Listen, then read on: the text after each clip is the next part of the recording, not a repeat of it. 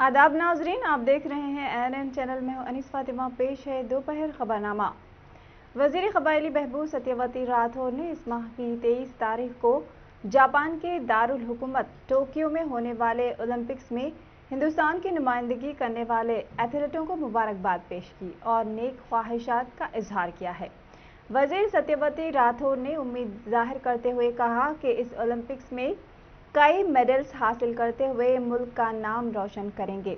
इस मौके पर उनके हमरा रुकन असम्बली गंड्रा वेंकट रमना रेड्डी भी मौजूद थे। बादशाह सत्यवती राठौर ने भूपालपल्ली में पौधे लगाए और हुकूमत की जानिब से शुरू किए गए पल्ले प्रगति को कामयाब बनाने की अपील की है। रियासती वजीर ट्रांसपोर्ट पी अजय कुमार ने जिले भद्राद्री कोत्तगुडम में पटना प्रगति प्रोग्राम में हिस्सा लिया। इस मौके पर वजीर अजय कुमार ने भद्राचलम की कौमी शाहराह के दोनों जानिब पौधे लगाए। बादशाह भद्राचलम वेटरनरी कैंपस में 6.58 लाख रुपये की लागत से तामीर किए गए पब्लिक टॉयलेट्स और 16.91 लाख रुपये की लागत से कायम किए गए नेचर फॉरेस्ट का इफ्तिताह अंजाम दिया। वजीर अजय कुमार ने दुम्बगुडम मंडल सेंटर का भी दौरा किया। तकरीब में मेंबर पार्लियामेंट मालवत कविता, जिले कलेक्टर अनुदीप, MLC बालासानी लक्ष्मी नारायण के अलावा दीगर ने शिरकत की। रियासत भर में और ग्रेटर हैदराबाद व अतराफ व अकनाफ में कल तमाम रात मुसलसल बारिश रिकॉर्ड की गई। महकमे मौसमियात के अहदेदारों ने आज बात करते हुए बताया कि ग्रेटर हैदराबाद में सबसे ज़्यादा बारिश उप्पल और कुतुबुल्लापुर में 10 सेंटीमीटर बारिश रिकॉर्ड की गई। इसके अलावा शहर के कई इलाके चार मीनार, गोशा महल, मेहदीपट्टनम, सनत नगर और दीगर इलाके जात में 8 सेंटीमीटर बारिश रिकॉर्ड की गई। रियासत के अजला मंचिर्याला, वरंगल, रंगारेड्डी में 9 सेंटीमीटर, खम्मम, आदिलाबाद, आसिफाबाद और दीगर अजला में 8 सेंटीमीटर बारिश रिकॉर्ड की गई। महकमे मौसमियात के अहदेदारों ने बताया कि मजीद चंद रोज तक वक्फे से बारिश होगी।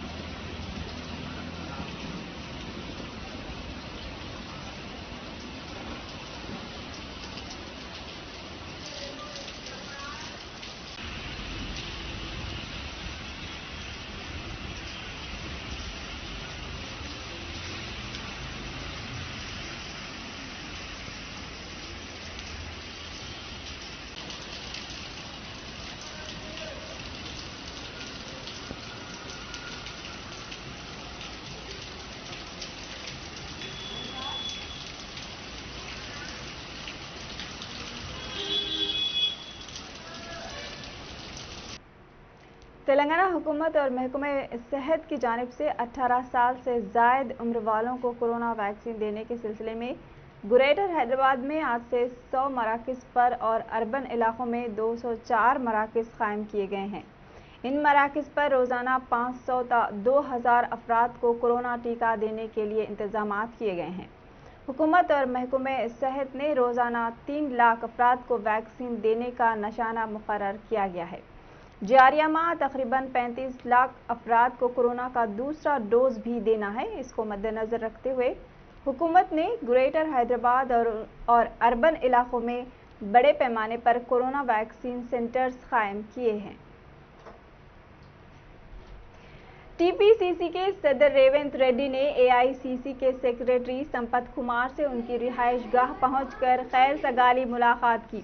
इस मौके पर संपत कुमार ने रेवंत रेड्डी को फूलों का गुलदस्ता पेश करते हुए तहनीत पेश की और नेक ख्वाहिशात का इजहार किया है। वाज़ेह है कि रेवंत रेड्डी को नए सदर TPCC का ओहदा देने के बाद से पार्टी कायदीन की उनसे मुलाकात का सिलसिला जारी है।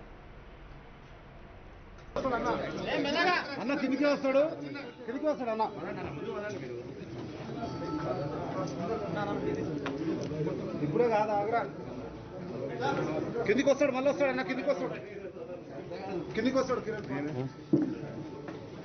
కిందికి వస్తాడు, గన్మేలు ఉండు.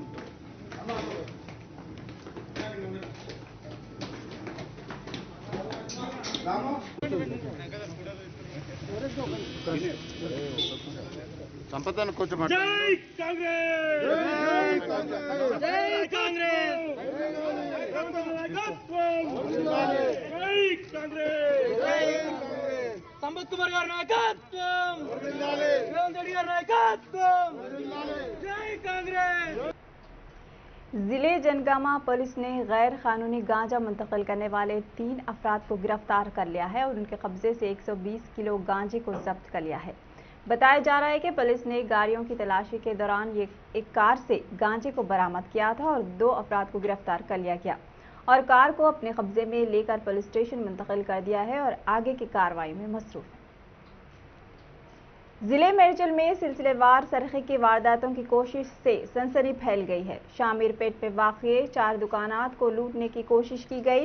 रात देर गए नामालूम अफराद ने mobile shop, G mart, jewellery और एक ग्रॉसरी स्टोर के शटर के ताले तोड़कर चोरी करने की कोशिश की।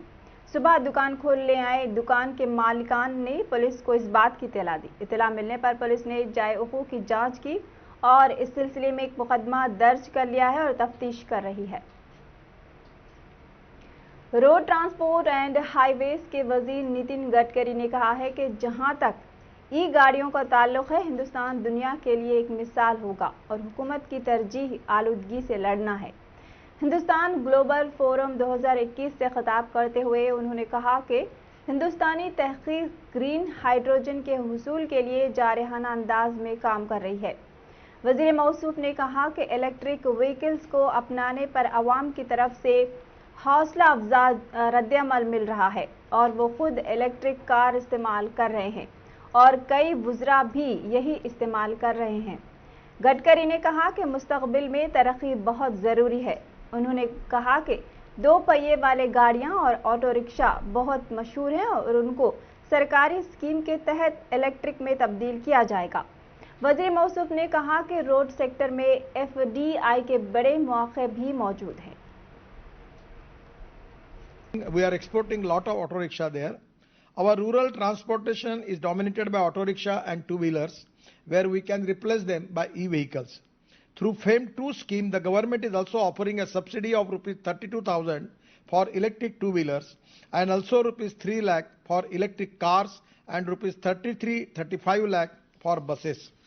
So we are constantly supporting the e-vehicles, and now the most important thing is, as far as the fuel is concerned, Indian situation, we are power surplus, and compare rate of the diesel, petrol and gas, LNG, CNG, as compared with electricity, it is very negligible. It is import substitute, cost effective, pollution free, and from maintenance point of view, it is also very cheaper. There is no maintenance in e-vehicle. So 100% I am giving the example. On the Mumbai, the best is the bus service company, where diesel bus, they get the average expenditure for diesel bus is 115 rupees per kilometer, and for electric air conditioned bus, the expenditure is 50 rupees per kilometer. So 100% it is economically viable, and that is the most important reason that people are taking the advantage of it. Recently, the Delhi government incentivized EV by offering an additional subsidy of rupees 30,000 for e-two-wheeler and up to 1.5 lakh for electric car. The total number of electric two-wheelers in India are about 3 lakhs, and the number are increasing rapidly. This can be easily charged at home, and they have a very low operational and maintenance cost. OEMs in India such as TVS, Bajaj and Hero Motor Corporation are exporting 50% of their two-wheeler production. With huge domestic demand and adoption, the ecosystem for small electric vehicles is very well developed in India. Now the battery capacity, driving range and charging. दोपहर खबरनामे में फिलहाल इतना ही। ANN पर खबरों का सिलसिला जारी है। देखते रहिए ANN चैनल। अल्लाह हाफिज।